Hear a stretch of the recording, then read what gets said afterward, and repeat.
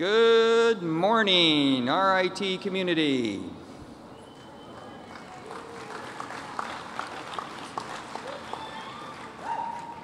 Welcome to the traditional President's Address to the RIT community. Now, I'm never really quite sure if people know who I am, so just in case, I'm going to introduce myself. I'm Jeremy Haefner, Provost and Senior Vice President, and it is my distinct honor and pleasure to welcome you to the start of a new academic year. You know, it just seems like May commencement was just a couple of weeks ago, and the summer went by really, really quickly. So before we begin, it is very appropriate that we stand and sing the national anthem, followed by our alma mater. So please join me. Keith Jenkins, Associate Professor in the Department of Communication in the College of Liberal Arts, will lead us in the singing, accompanied by Nathan Davey from the Eastman School of Music. Keith?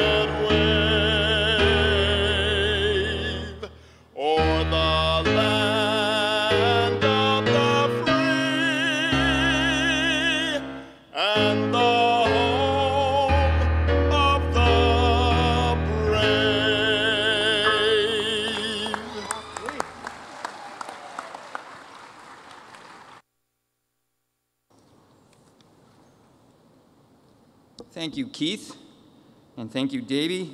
I think every year that just gets more and more moving as we start our new academic year. Before we go any further, I'd like to welcome some of our special guests. I'm going to start, of course, with any members of the Board of Trustees who have joined us this morning. Of course, the trustees provide the vision and the strategy for Rochester Institute of Technology. Let's give a warm welcome to our trustees.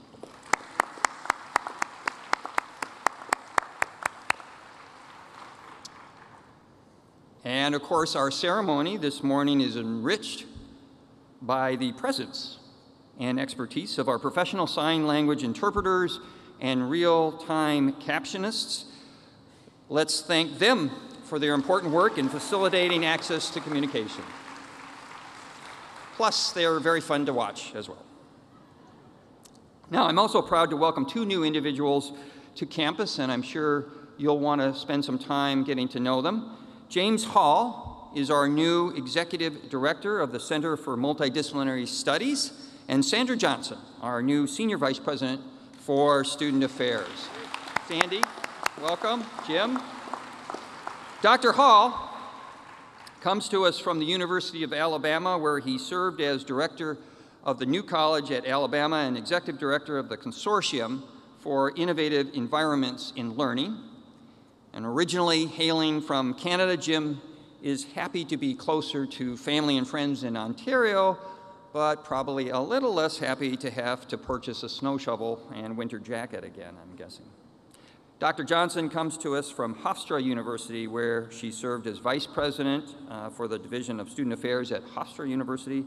She also served as an Associate Dean in Student Affairs at Columbia University and Barnard College for several years. So welcome, Jim and Sandy.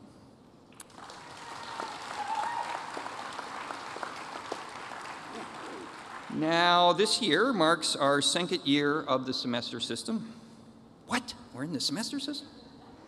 We completed our first year, and I want to say with flying colors, thanks to the meticulous long-term planning of our faculty and staff. Now, as you probably know, I was able to meet with the faculty and staff of many of our academic departments over the past year, and the majority of the feedback I received indicated that while the transition from quarters to semesters was a challenge for both students and faculty, the semesters did allow time for deeper discussions and increased engagement between students and instructors. In fact, we found that, for example, many papers could have multiple revisions, and that just improved the overall quality of the student work. Now, in addition to discussing the semester conversion, we covered a number of issues, and while there are many more that need work and attention, we were able to resolve a number of them. One that is ongoing was a theme of issues involving the streamlining of bureaucratic processes that we have collected over the years. Now, without a question, we have some practices and processes that have not been reviewed in decades, and in some cases have expanded and become more burdensome rather than less.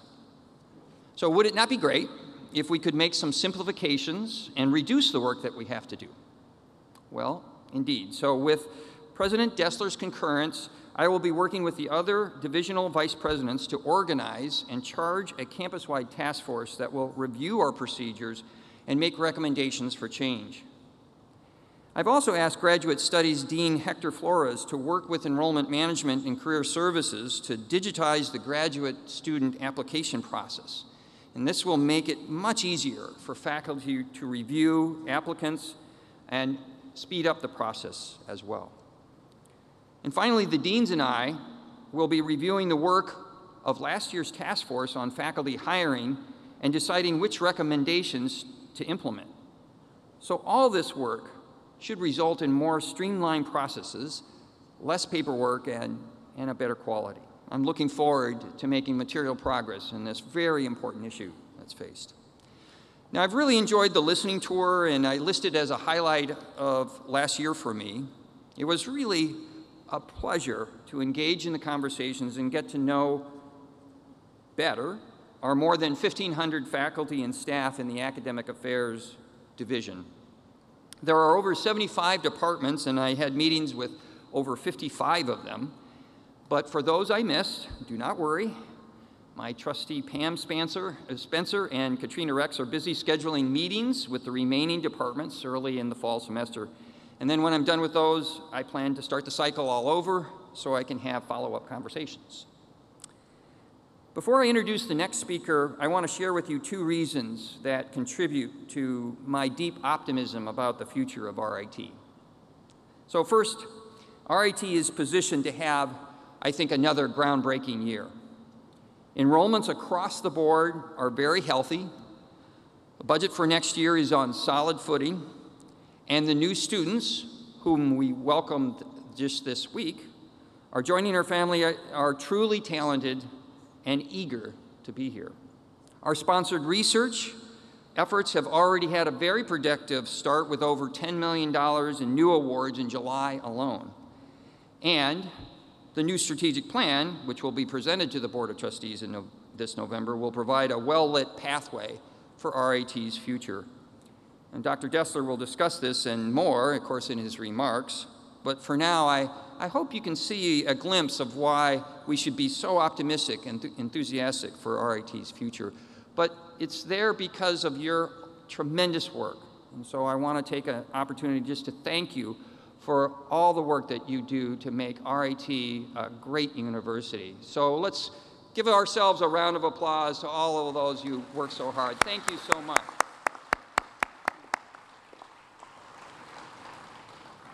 Now, the second reason that we should feel optimistic about the future really stems to the very essence of RIT, and that's the importance of that special relationship that develops between students and faculty.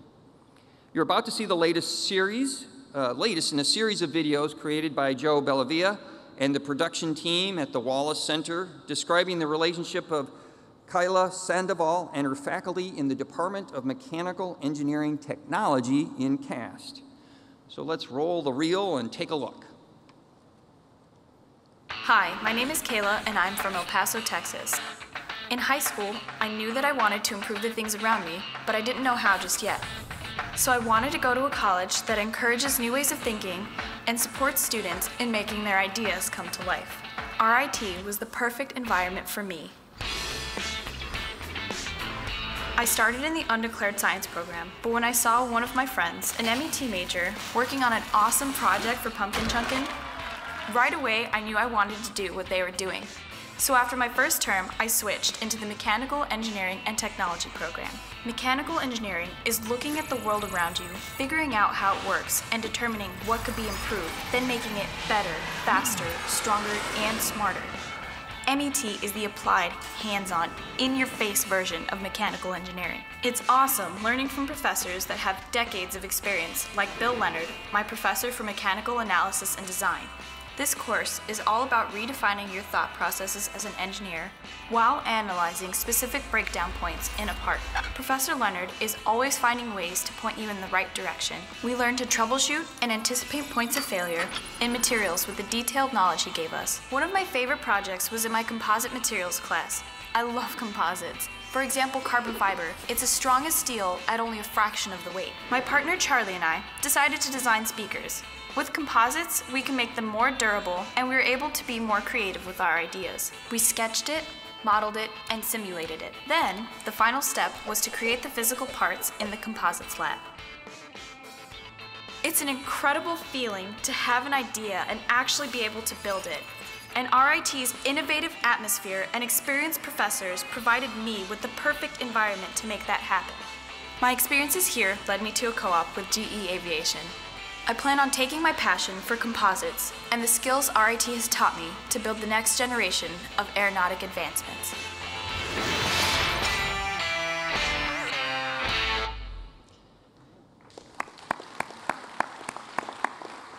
Thank you, Joe and the Wallace Center. I just love her phrase there, in-your-face mechanical engineering. That's great.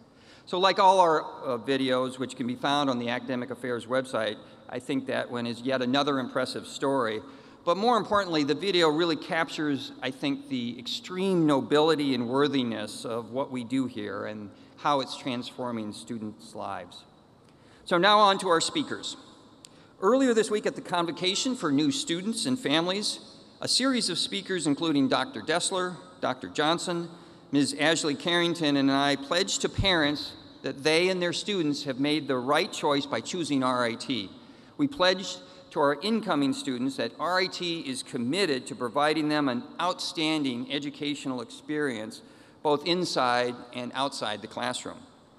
Our first step in delivering on these pledges begins with this morning's speakers.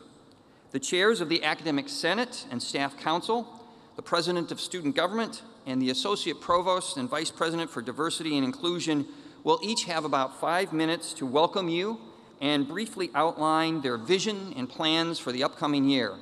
And when they are finished, Dr. Destler will deliver his traditional President's Address. Our first speaker is no shrinking violet when it comes to the work he does for RIT.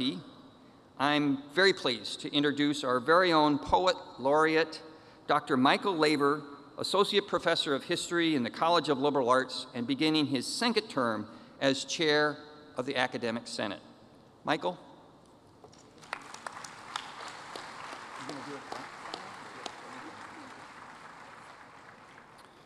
Thanks, Jeremy, for that introduction. Before I start, I just want to share a little something with you. As I was coming into work this morning, I was getting my bag from the back seat, and I noticed on the back seat were all these Teenage Mutant Ninja Turtles that my sons play with. Really, they just throw them at each other, being two boys. But it really made me think, you know, that this might be a metaphor for our students and what we do here on campus. And what I mean by that is,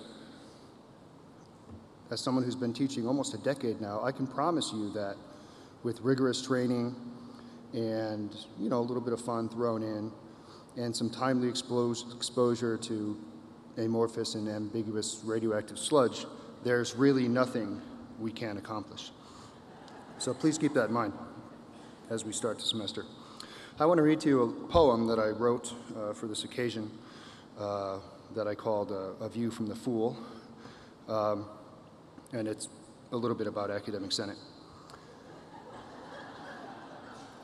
As the rolling year another revolution makes, and the season soon the autumnal chill will bring, our RIT community in this yearly ritual partakes, in anticipation that hope really does eternal spring. Celebrate the students who in studies and other studies are immersed as they grope toward adulthood and their dreams. Celebrate the disciplines in which our faculty are well versed. Their learning and, dare I say, innovation burst forth in torrid streams. We herald staff, the steady bulwark against civil and institutional disorder, dedicated, long-suffering, competent, patient, and true. We herald administrators, and though our heraldry may be grudging this border, they guide this ship with its learned and contentious crew. It is the lot of Academic Senate, with its senators many and diverse, to deliberate, to wrestle, to wrangle, to discourse, and to devise policies and procedures to construe a more just and excellent university, and thereby contribute to this community on the rise. And let me turn now, as summer turns to fall, to a community that encompasses every university member. For policies and rules and procedures are surely not all. That dignity and respect are universal, we must always remember. Yes, we will strive, we will deliberate, we will argue, have no doubt, but we do so in full knowledge that justice and equity is our goal. For the beloved community, as King taught, is what it's all about. Models of citizenship and integrity should be our collective role. Yea, there'll be policies and issues aplenty to ponder, but at the start of a new year, the right tone. For as we through the academic forest wander, it's easy to believe that on this journey we tread alone. But community holds us and guides us, always present, and this community, larger than ourselves, is. You are a part of us, and your interests we strive to represent, so get to know your representatives. And as my time with you runs its course right on cue, and as blessed summer to creeping autumn yields, all that remains is to heartily and humbly thank you, and to introduce Staff Council President Lauren Shields.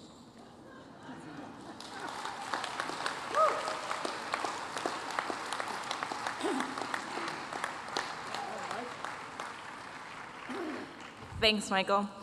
Unfortunately, the only poetry I've ever written is of the angsty teenage girl variety, so I won't be sharing that with you today. You'll have to settle for my boring speech.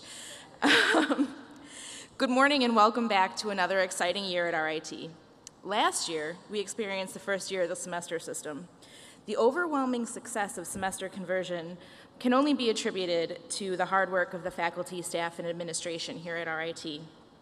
Many of us put in countless hours converting curriculum, systems and processes, or worked nights and weekends to complete individual advising plans for all 15,000 undergraduate students affected by the change.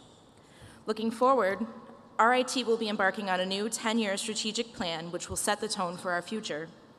We are moving towards an increasingly collaborative, interdisciplinary, and global model. In that same vein, staff and faculty will work even more closely together in new and innovative ways to make this vision a reality. We will continue to push beyond our comfort zones to break down the artificial walls we have placed around ourselves, whether it's between departments, divisions, or those separating faculty and staff. Staff are ready to meet the challenges with enthusiasm and creativity to build on past successes and make RIT even better. We have the opportunity to usher in a new future, not just for those of us more permanent fixtures at RIT, but for our students as well. Whether they are starting out in an entry-level computer programming position or founding their own company, RIT's role in their career will be vital beyond their relatively short time here on campus. Preparing them for the world goes beyond what they are taught in the classroom. It includes the relationships they forge with everyone they come into contact with at RIT. From the professors of their microeconomics lecture to the custodial staff who maintain every square inch of RIT's vast campus, we will have an impact on that student's life. As RIT continues to evolve, Staff Council will evolve too. We have the unique role of serving as a conduit between the staff and administration for important issues that arise. Last year, we were successful in helping Human Resources create a matrix of skills competencies for the different levels of staff assistant positions as a means of helping those seeking to advance their careers. Additionally, we provided the administration with valuable feedback from staff across campus on proposals including the energy policy and the tobacco policy. This year, Staff Council looks forward to partnering with our constituents and administration to solve our most pressing issues. One of the most common concerns that Staff Council is confronted with each year is that of staff appraisals. We plan to use this year to work both independently and with Human Resources to build a more robust policy surrounding staff performance appraisals, offering more guidance to managers and paths for staff to take to ensure they are receiving timely feedback. While we appreciate the diversity of staff positions and responsibilities within the Institute, we believe that more can be done to create consistency across the divisions. We would also like to see the Institute put more effort into encouraging managers to seek 360-degree evaluations.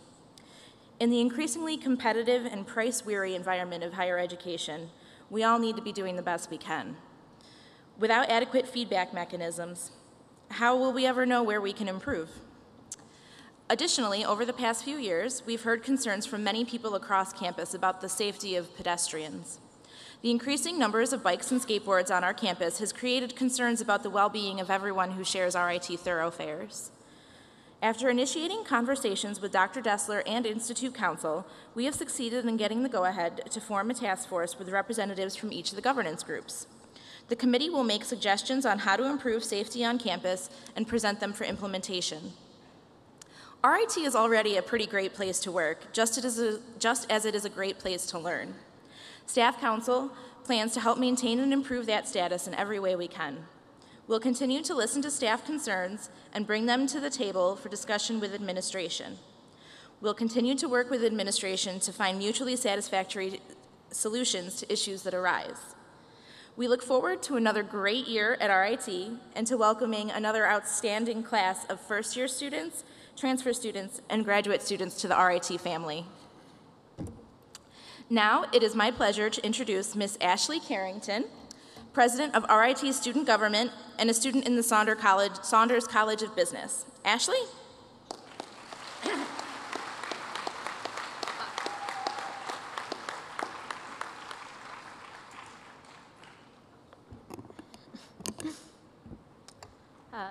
Good morning, faculty, staff, and administration.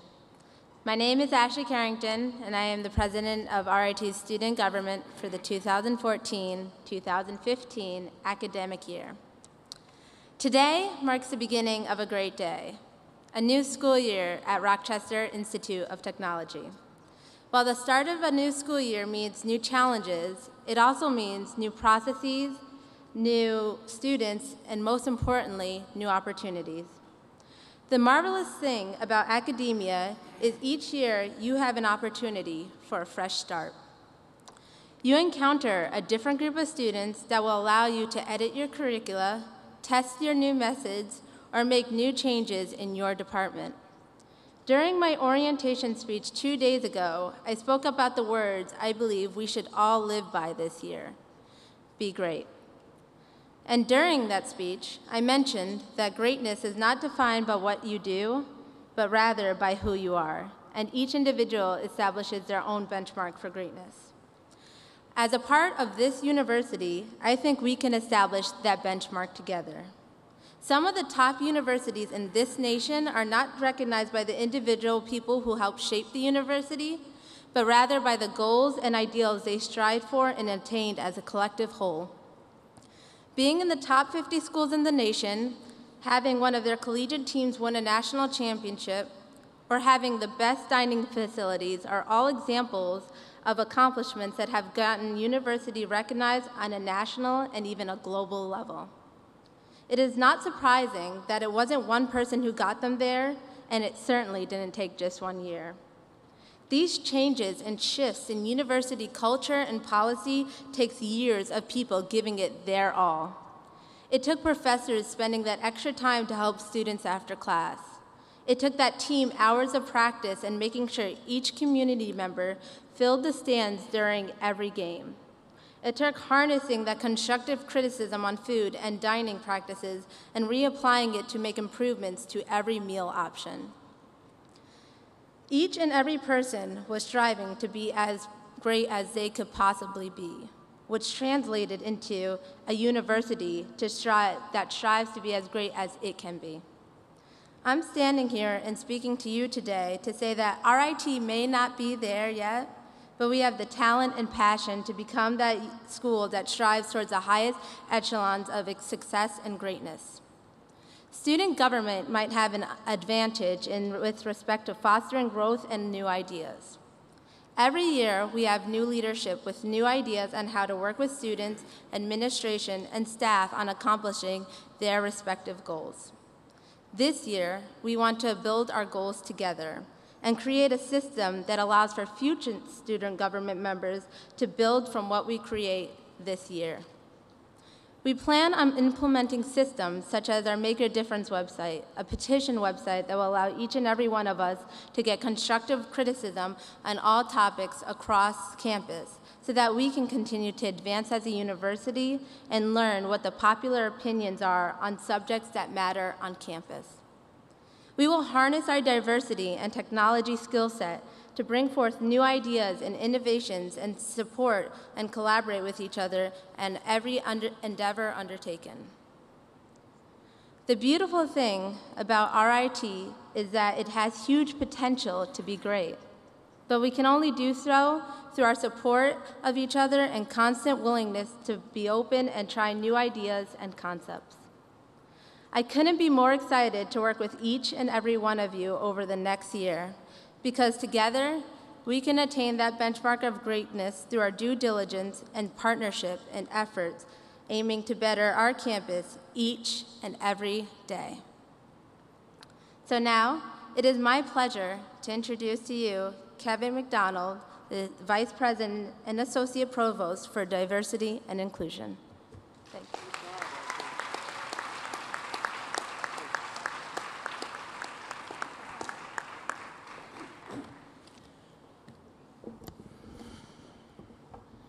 Good morning, everyone, and welcome to a new academic year bursting with possibilities. As a world-class institution, RIT has grown to recognize that research knowledge production, operational, and academic pursuits benefit tremendously from the full engagement of diverse viewpoints derived from a variety of lived experiences and ways of interacting with and interpreting the world. As an enlightened academic community, we recognize the value of boldly pursuing full inclusion as a central component of our values and our approach to each other and this world around us. Well, in that spirit, our attempts at making excellence inclusive brought forth a number of positive results last year. Led by the strategic planning efforts of our faculty, our staff, our students, and our trustees, RIT has meaningfully attempted to integrate diversity, global engagement, international education into various aspects of its organizational functioning, and our community fully expects to see this effort reflected in the final strategic plan.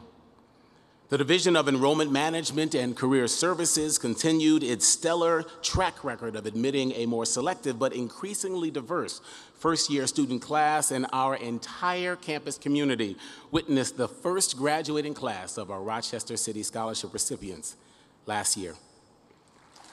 Absolutely.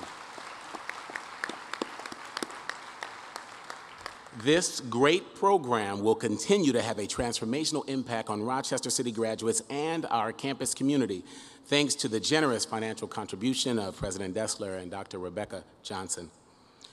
The work of the advanced team and the President's Commission on Women continue to have a positive influence on policies, on practices, and processes surrounding women faculty and students on our campus. And while the Commission has noted increases in the number of female STEM undergraduates and first-year STEM undergraduate females by 1% and 1.5% respectively, they also recognize, along with our senior leadership, that there remains significant room for growth, and all are heavily invested in improving these outcomes. Now, speaking of senior leadership, with their support and through the collaborative efforts of the Division for Diversity and Inclusion, the Division of Student Affairs, and student organizations, RIT opened a cultural space for students and diversity programming last year. It's called Mosaic and stands for Making Our Space an Inclusive Community, and we look forward to its utilization by staff and students and faculty this academic year. Once again, our campus community came out in strong numbers to support our expression of King's Legacy speaker Tavis Smiley, while also supporting our collaboration with the Rochester community, as Tavis moderated a panel discussion in the city which examined race, the state of race in Rochester 50 years after the riots of 1964. This academic year, we will work collaboratively with the Department of Communication to welcome journalists, executive producer, and philanthropist Soledad O'Brien to campus as our expressions speaker. This year will also mark the first year that RIT will receive the coveted and nationally recognized Higher Education Excellence and Diversity Award given out by Insight into Diversity, the publication. This honor is the result of a collaborative effort at making excellence inclusive within our domestic and international campuses. And while we still have areas like underrepresented faculty retention or the percentages of women faculty and female students that warrant our full attention and engagement, we can celebrate some of our successes and the national recognition that has accompanied them, because our community knows full well that inclusion treasures and utilizes diversity as it builds community.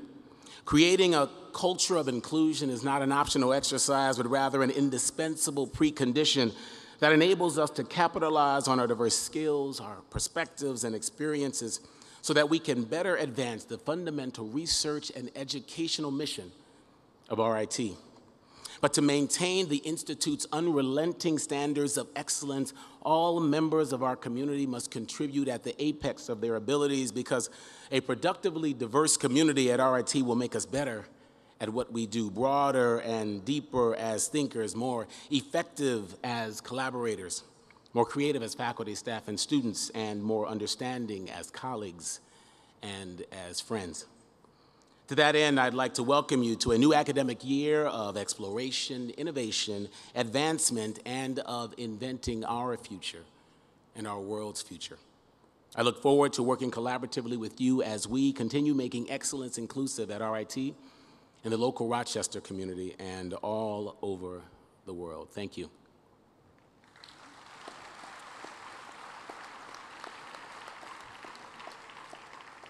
Now it is my distinct honor to introduce our president, Dr. Bill Destler. For those of you who don't know him yet, let me tell you just a little bit about Dr. Destler. His career in higher education spans more than 30 years, and he is an international authority on high-power microwave sources and advanced accelerator concepts, which I know absolutely nothing about, but still is quite impressive nonetheless. Dr. Destler earned his bachelor's degree from Stevens Institute of Technology and his PhD from Cornell University. Now, there are some other interesting tidbits to Bill as well. For example, he is an accomplished musician, and he is a founding member of the Baltimore Folk Music Society. Additionally, he has over 2,000 friends on Facebook and almost as many banjos, but he's currently in a support group for that issue. Bill comes from a family of humanists, including his wife, Rebecca L. Johnson, who holds a PhD in psychology and is very active in the RIT and Rochester communities, most notably through her work in sustainability and civility. You may see them biking together as they are both avid cyclists and are great proponents of alternative-powered vehicles and scooters. Please join me in welcoming the steadfast captain of our great academic ship, President Bill Destler. Whoa. Yeah.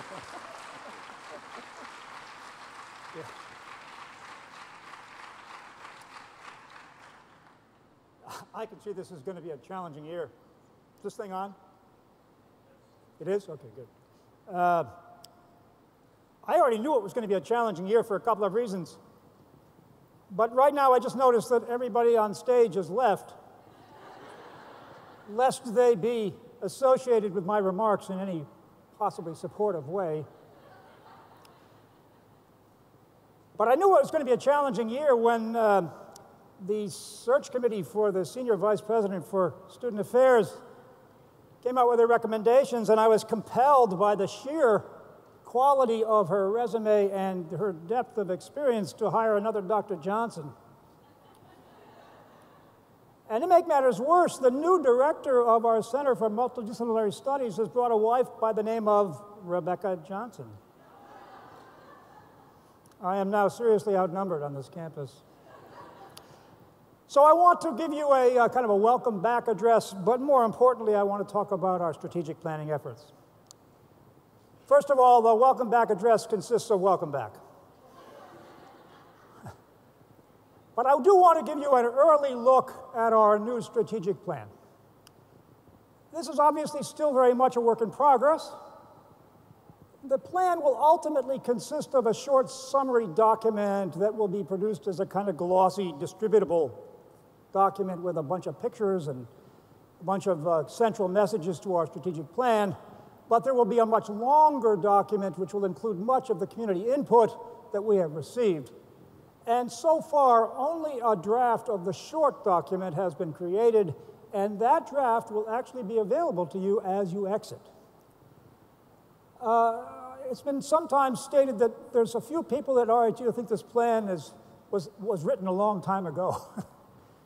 Well, let me tell you, we made our latest change to this plan yesterday, and we intend to make changes until we present it to the trustees for approval in November.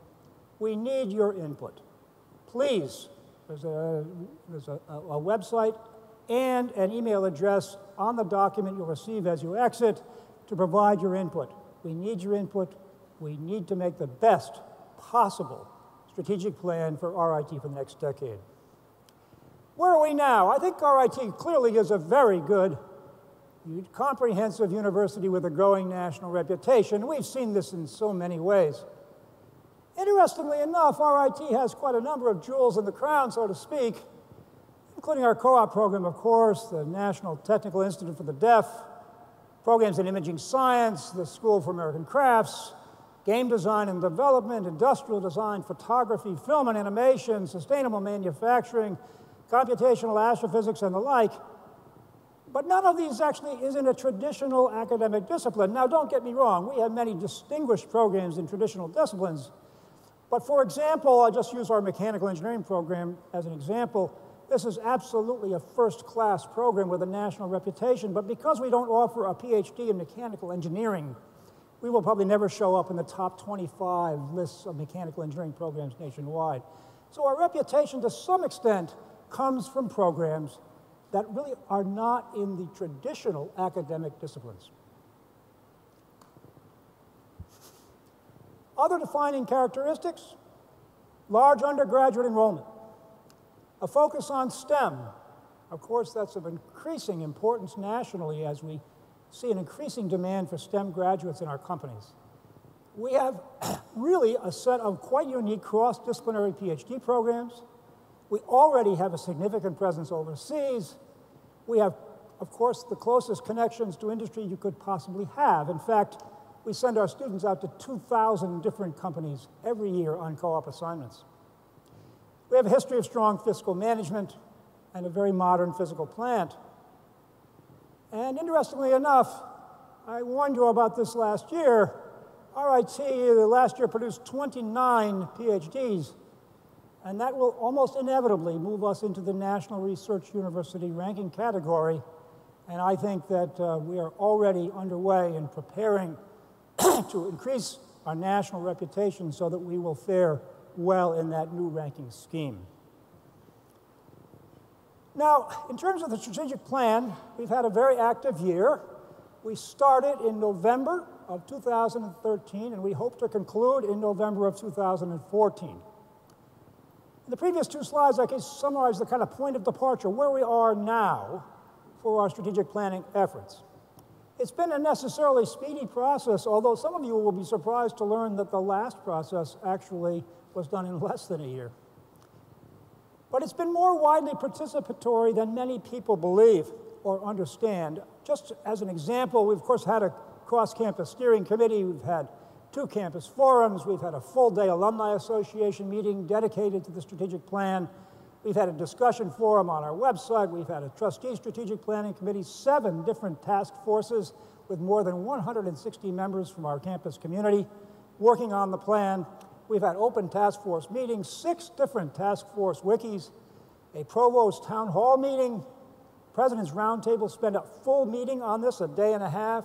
We had a full day April board meeting dedicated to this process. The Institute of Fellows has contributed. All the governance groups are contributing. I've even had an Ask Me Anything on Reddit, and that's an experience, let me tell you. We've gotten 100 emails to our strategic planning email address. We've had an alumni survey to which 891 alums responded. We've had 5 meetings of our Salon for Strategic Thinking, which I think has taken a very, very high-level view at the future of higher education and where we can make important contributions. And of course, we spent a good part of this last July Board of Trustees meeting talking about the plan as well. So based on this input, what do I think RIT should be, or more correctly, what are people like you telling me RIT should be? And I think the real answer is pretty obvious. We should be an internationally significant, career-focused university with our own unique character and programs.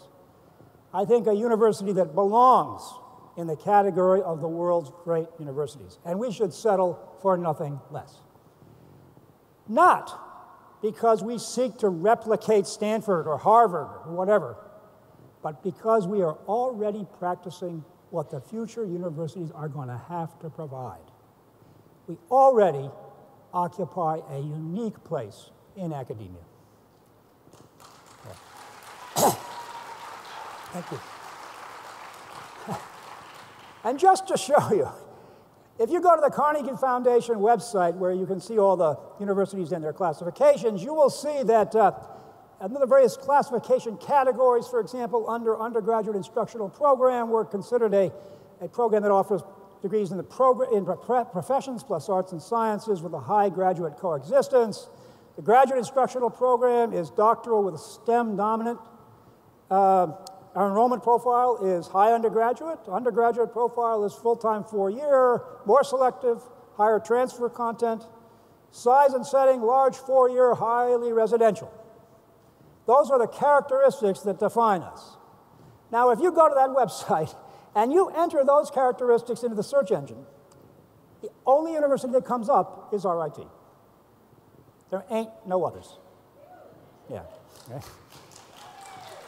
And you'll notice our current classification is master's, colleges, and universities, larger programs, but you do not have to put that qualification in there in order to search.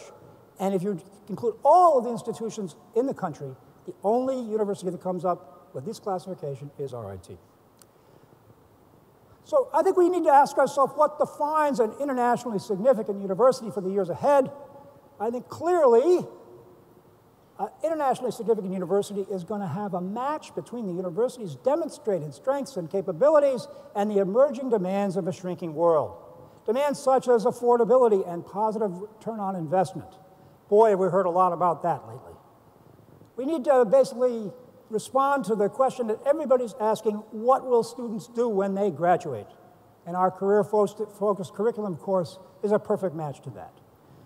These particular programs have to be accessible to students from around the world and from every part of society, including the most economically challenged members of our society. We actually need to focus on STEM degrees, but I think importantly, we need to produce STEM graduates with experience in design, business, social sciences, the humanities, the wide range of elements that make a person an educated person. And we need to have a robust, well-funded, and interdisciplinary research program that contributes to the advancement of human knowledge. And finally, you have to be global in this shrinking world. Now, if you actually look at all these, I think that's a pretty good set of requirements for what it will take to be an internationally significant university in the years ahead. The match between RIT and these demands is exceptional. Affordability, we have a need-blind admissions policy and a history of keeping tuition below the national average for private universities. Our return on investment is unquestionable. Last year, 96% of our graduates either found a job in their field or were full-time enrolled in graduate school by the fall. That's a national best practice. Obviously, we're accessible. We actually have a very high percentage of Pell eligible. That means the students from the most financially challenged families here at RIT. 31% of our undergraduates come from Pell eligible families. And the 45-year presence of NTID has prepared us perfectly to deal with the new complexity of increasing diversity coming out of the high schools across the country and around the world. We have a growing research program, and interestingly enough, we have a record of agility in tackling research projects outside of the major primary academic disciplines. And of course, we have already a significant global reach through 4 international campus programs, and I think an enormous number of incoming international students that take their educational processes right here at RIT. So my vision, and I hope it will be your vision too, RIT will become an internationally distinguished university by exploiting not our similarities but our differences and better meeting the needs of a rapidly shrinking world. Or more succinctly, I think RIT will achieve greatness through difference. Now, we've actually begun to organize the strategic plan around 4 key themes because it helps to focus our activities and our goals around certain areas so that we can make sure that we address the most important areas that will advance RIT into this ambitious new place in higher education. And those are career education and student success. I've already mentioned that. I think also a student-centered research university, taking our student-centeredness all the way through to our graduate programs would be the next step for us. And leveraging difference. I already mentioned how many ways we're different, but I think leveraging the cultural and racial and economic difference within our community would also be a very, very compelling point as we move forward. And clearly, we have to continue to work to make RIT affordable. Now, in Dimension 1, career education and student success, we clearly want to provide our students with an enriched education that fully prepares them for new world careers. And you'll see we have associated strategies associated with this kind of aim here. And what I want to mention here is that we might want to consider developing not just a STEM curriculum, but a STEAM curriculum. That's science, technology, engineering, arts, and mathematics. Yeah. Why? Because we can do it. We are a community of right-brainers and left-brainers. I think we want to basically look at new opportunities for learning, be it online, be it nano degrees, special programs for advanced study by people who have already graduated from college. I think we ought to look at perhaps even double majors for graduate students. That would be a fresh thing to look at, wouldn't it? By the way, all of these ideas came out of the task groups and the feedback we got from the RIT community. And some big goals. This will surprise you a little bit. First one won't surprise you. RIT will become one of the 10 largest private universities in the US by undergraduate enrollment. Well, we're 11th now. Okay, so we'll do that. But we can be the largest producer of STEM graduates among all private colleges in the US. We're presently number 2. Brigham Young, which is number 1, and only number 1 because they're so huge, is only 100 students ahead of us. When people begin to say that RIT is the biggest producer of STEM graduates among all the private colleges and universities, of which there are thousands, people will have to take notice of what's going on here in Rochester, New York. I think we need to basically work very hard, and this is easy to say but hard to do. We need to develop opportunities for study at the intersections of technology and the arts, imagination and application, and rigor and curiosity. We're good at talking about this, but we need to be better at actually doing it. That means students who do projects in business ought to be teamed with students who are doing projects in design or in engineering or in computer science, and they should get credit in their own degree programs by working together on those kinds of projects. We simply have to do a better job of that.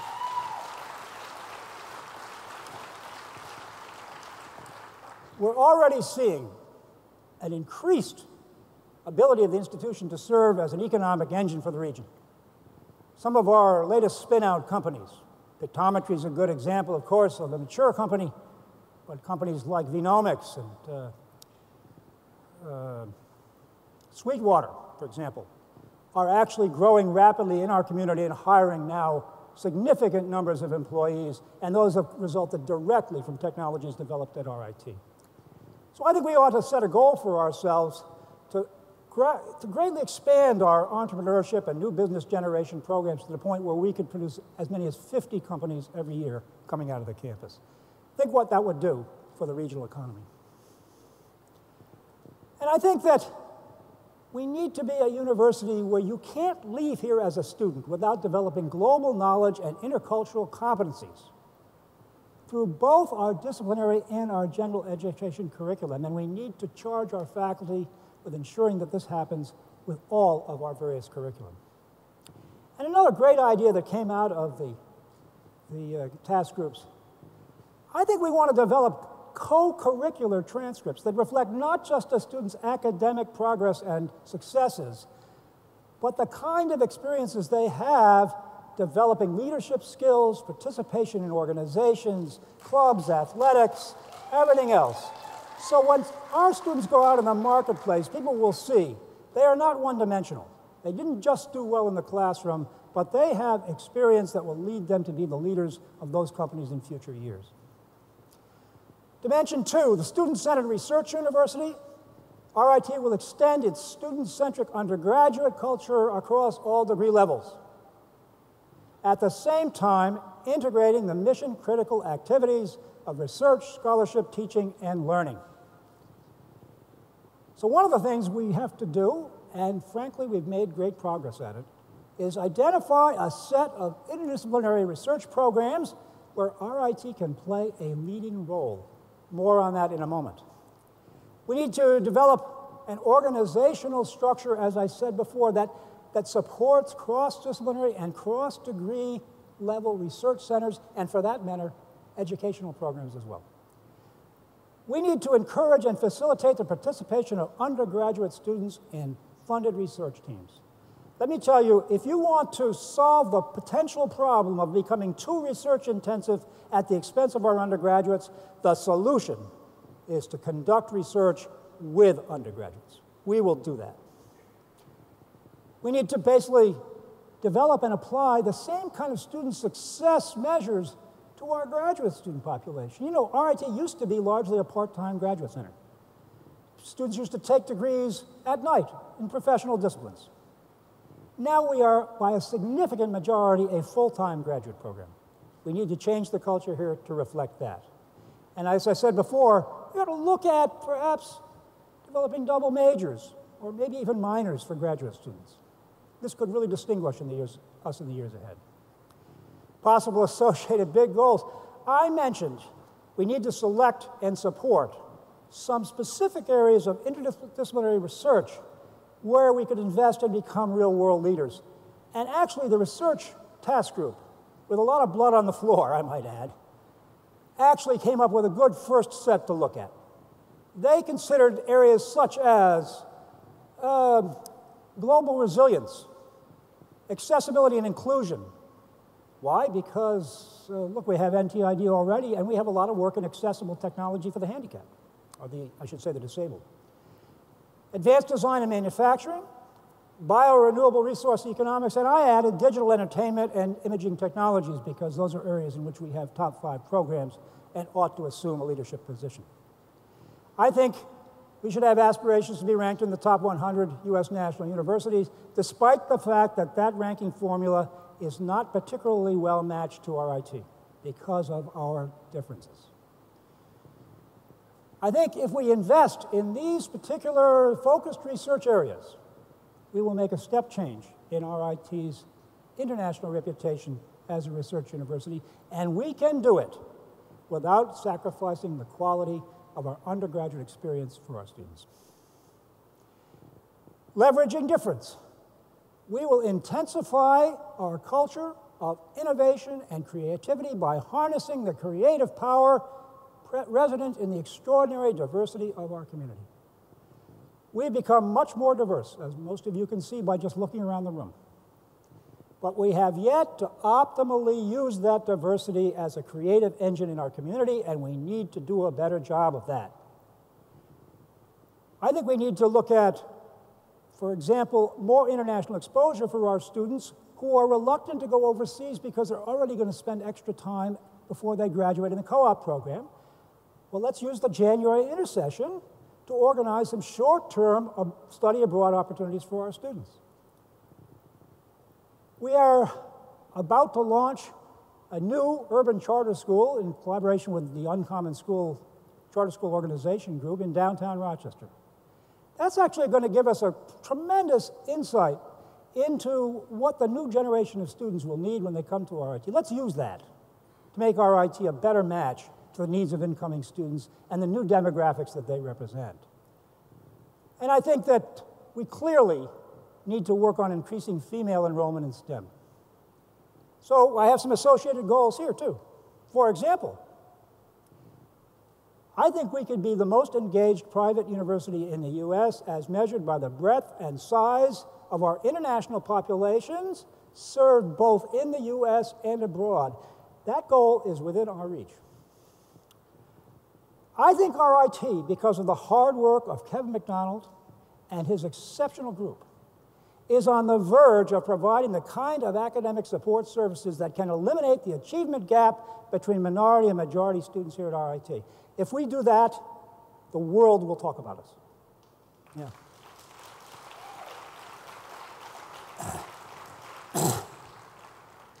Kevin already mentioned that we have as a goal becoming a model of inclusive excellence for all of our students, faculty, and staff. We're not there yet, but we're making progress, and we show substantial community commitment to that process. Another thing that's interesting, you might not know this, but we are in a position to at least talk about becoming the largest producer of female and Alana STEM graduates among all private colleges. Another thing, people would start talking about us big time if we did that. Now, we're a little bit behind a few institutions in that area, but that's a real possibility for us. So I think we should look at it. Finally, affordability. Clearly, we have to develop a creative tuition containment program to address the financial needs of promising low-income students. We already provide a positive return on investment for all graduates, but I think we also need to extend opportunities for paid experiential learning, perhaps even beyond our current co-op programs. One of the things we'll have, obviously, is a big fundraising campaign to raise more funds for scholarships for needy students. We clearly have to do that. We're going to conduct a capital campaign that I think in part will be focused on helping students finish in the appropriate time for their degree. I think we also need to look at a portfolio of online courses that will meet the needs of people out in the region, but also out nationally and in the international communities, focused on areas in which RIT has special expertise and can offer special added benefits. And I think we need to, as I said before, enhance the existing co-op programs by broadening the definition of co-op placement and extending the requirement across all undergraduate programs, but again, being sensitive to the very different nature of those programs. And also, our alumni task force has come up with a very ambitious plan called RIT for Life, which would allow alums to take advantage of RIT throughout their professional careers. We want to look at that plan very hard as well. Possible associated goals. RIT is already the university with the best placement rate. Being the best return on investment, at least calculated, will be a challenge for us because we produce many students in the arts. But I think that's still a possibility for us to aspire to. I think that actually we have a chance to become the university that best utilizes educational technology to reduce costs, improve access, and achieve learning outcomes. We were recently ranked in the top 10 online educational institutions in the country. And RIT, of course, will continue to support on-time graduation for all of our students. Funding the plan, a big challenge. All of these goals will be funded through a fundraising effort to be organized over the next year. In addition, of course, we'll have to look hard at our internal allocation of funds and where it makes sense, do strategic reallocations to support the achievement of goals in the plan. Greatness through difference. I think this is an ambitious goal for the institution. I think it's just a bit audacious, but I also think it's very achievable. Let's do it. Thanks very much.